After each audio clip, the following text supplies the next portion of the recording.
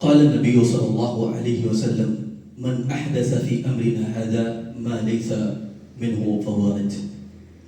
اللہ کے نبی صلی اللہ علیہ وسلم نے فرمایا جس نے ہمارے اس دین میں کسی نئی چیز کا ایجاد کیا تو وہ مردود ہے، وہ ریجیکٹڈ ہے.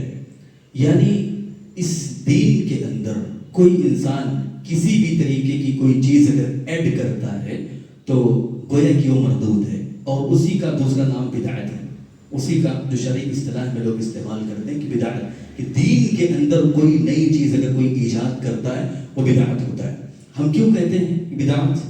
کیونکہ اللہ رب العالمین نے قرآن مجید میں فرمایا اليوم اکملت لکم دینکم واتممت علیکم نعمتی ورضیت لکم الاسلام دینا، کہ آج ہم نے تمہارے لیے تمہارے دین کو مکمل کر دیا ہے، دین مکمل ہو چکا ہے. اب اس دین کے اندر کوئی چیز اگر آپ ایڈ کرتے ہیں تو گویا کہ آپ دین کو مکمل نہیں سمجھ رہے ہیں، گویا کہ دین کے اندر کوئی ایسی چیز کو آپ ایڈ کر رہے ہیں جس کو اللہ اس کے رسول نے ایڈ نہیں کیا ہے. لہٰذا دین کے نام پہ اگر کوئی چیز آپ ایڈ کرتے ہیں تو وہ مردود ہوگی اور وہ بدعت ہوگی. میں جس بدعت کی طرف اشارہ کرنا چاہتا ہوں، آج جو 15ویں شعبان ہے، 15ویں شعبان کو ہمارے دیگر کئی بھائی جو دین کے نام پہ اور اللہ اس کے رسول کے نام پہ اور ثواب کی نیت سے خصوصی کے ساتھ 15ویں تاریخ کا روزہ رکھتے ہیں اور پھر رات کو شب بیداری کرتے ہیں اور الگ قسم کی نمازیں پڑھتے ہیں.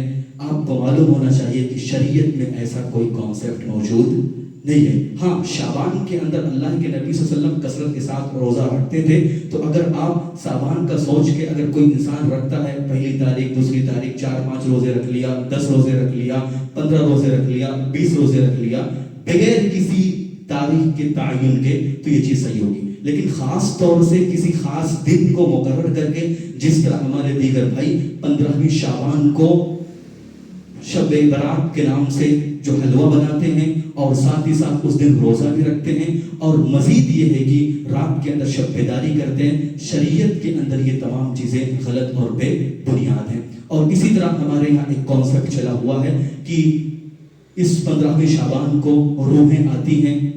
یہ روحوں کا کانسیپٹ جیسا کہ آپ کو معلوم ہونا چاہیے کہ اللہ رب العالمین نے قرآن مجید میں صاف لفظوں میں ذکر کر دیا ہے کہ روحوں کا کانسیپٹ کیا ہے. اگر آپ خود سوچیں، اگر کوئی روح ایسی ہے کہ کوئی انسان ایسا ہے جو جہنمی ہے تو وہ جہنم سے کیسے نکل پائے گا؟ اللہ رب العالمین اس کو کہے گا کہ جاؤ دنیا کے اندر تم حلوے کھا لو؟ ایسا تو ہو نہیں سکتا کیونکہ جہنمی ہے وہ.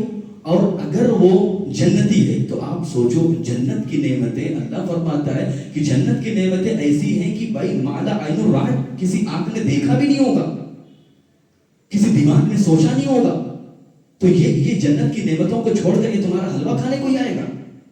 تو صاحب یہ جتنا بھی کانسیپٹ جو رکھا جاتا ہے کہ روحیں آتی ہیں اور اس کے بعد دیواروں کو چاٹتی ہیں اگر کچھ نہ رکھا جائے تو، یہ تمام کی تمام چیزیں سب غلط ہیں اور بے بنیاد ہے. اس سے اپنے آپ کو بچانے کی ضرورت ہے، چاہے وہ شب برات کے نام سے کوئی روزہ ہو یا اسی طرح رات کو کوئی انسان شب بیداری کرتا ہو یا کوئی ذکر و اذکار کرتا ہو خاص طور طریقے سے. تو یہ تمام چیزیں شریعت اسلامیہ میں کہیں بھی موجود نہیں ہے، نہ ہی قرآن کے اندر نہ ہی حدیث کے اندر. اس لیے ہمیں اپنے آپ کو بچانے کی ضرورت ہے. اللہ سے دعا ہے کہ بارے ہم تمام مسلمانوں کو کہنے سننے سے زیادہ عمل کرنے کی توفیق عطا فرما.